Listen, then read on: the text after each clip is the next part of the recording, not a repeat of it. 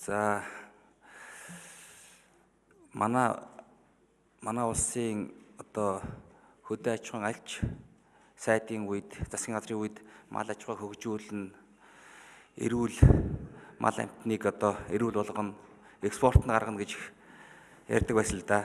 Яг үнэндээ бол Оросын холбооны улсад тэр дотроо Оросын холбооны улсын тэр алт орнотын тэргийн тойргийнх л одоо манай мал махыг голцоо хэрглэж ирсэн шүү дээ. Тэрнээс биш яг эрүүл ахуйн шаардлага хангаад олон улсын зах зээл гаргасан юм бол байхгүй л дээ. Тэгээ энэ хууль батлагдсанаараа бол олон улсын өндөр шалгууртай зах зээлд гарах нөхцөл бүрднэ гэж байна. Яг ингэж чадах уу? Энэ хуулийг бас хуулийн төслийг одоо гаргахдаа ямар улсын ижил төстэй мал аж ахуйгаар амжилттай явж байгаа ямар улсын хуулиас ер нь мал амилгийн мал ухаан эрүүл мэндийн хуулиас ер нь бас санаа оноо авч туршлага судалж бас оруулсан бай гэж асуумаар байна. За би манайхтай адилхан ижлэхэн нэг 4-5 сая хүн амтай. Хүн амын хувьд бол бага. Түүнээс гадна малын тоол ойролцоо. Жишээ нь Уругвай гэхэд үхэр 12 сая байдаг. Манайх бол 4 сая гаруй байгаа. Хойно бол 9 сая байгаа Уругвай. Манайх бол 27 сая байгаа. Ерөнхий дүнгээр манайхтай мал аж ахуйн тоол ойролцоо.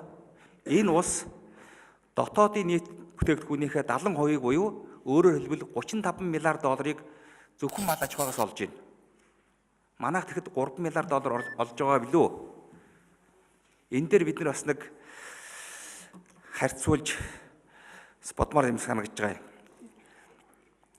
Яагаад гэвэл манай мал бол эрүүл биш ээ.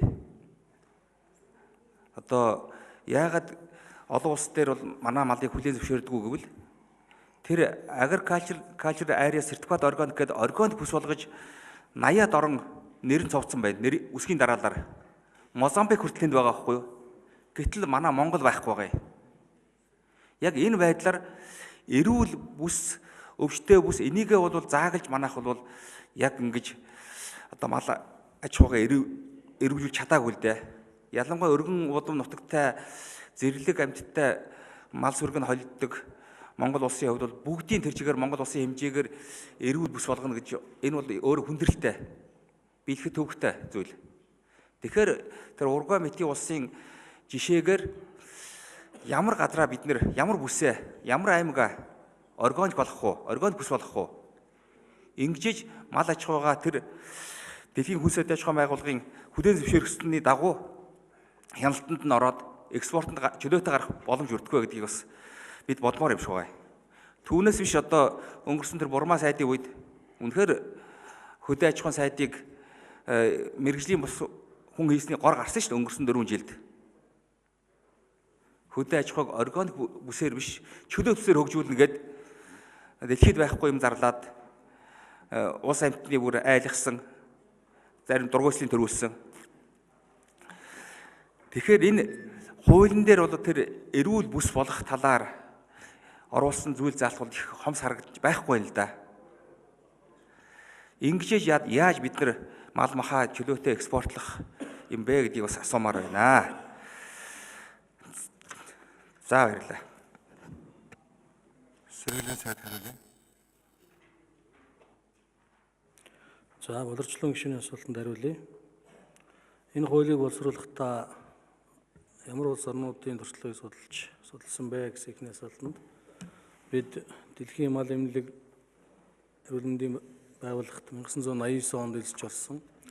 Дэлхийн мал эмнэлгийн байгууллагын удаа дараагийн зөвлөмжүүд одоо бас манайд ирсэн байдаг.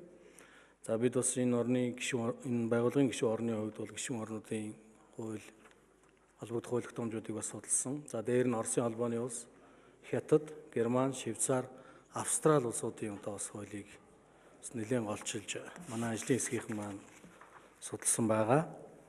За өндөр хөгжилтэй орнуудад одоо мах экспортлж чадах уу? Энэ чиглэлээр хуулинд бас оруулсан байна гэж. Бидний зорилго бол ер нь тэр Монгол улс бол олон малтай улс орн биш. Манай хоёр хөршийнхөө хэрэглээг аваад үзэх юм бол бид зөвхөн одоо Хятад улсын үхрийн махны хэрэглээ гэхэд 90 сая толгой байгаа 2017 онд. 90 сая. бид 4 сая хүртээ. Тэгэхээр масс хэрэглээнд болвол манай энэ махны борлуулалтын асуудал бол маш бага гэдэг нь харагдаж байгаа. Тийм учраас бол бид мал сүргээ эрүүл болгоод олон улсын чанар стандартын дагуу мах боловсруулах үйлдвэрүүдэд бараа бүтээгдэхүүнээ бэлтгээд тэгээ экологийн цэвэр энэ сайхан махаа зорилт зах зээл гаргах чиглэл рүү бид бас зорилго тавьж ажиллаж байгаа. Зүгээр өнөө маргааштай 20 хэдэн жилүүдэд энэ асуудал хүндрэл бэрхшээл дагуулж магадгүй.